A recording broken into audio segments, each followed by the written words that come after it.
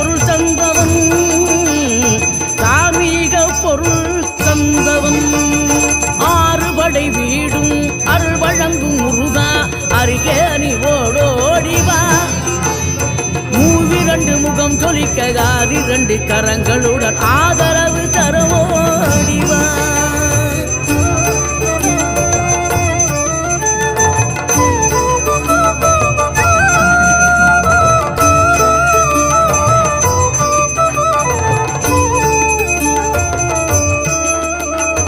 இனம் கொண்ட என் மனதை இனம் கண்டு அருள் செய்து வளமாக வைத்த முருகன்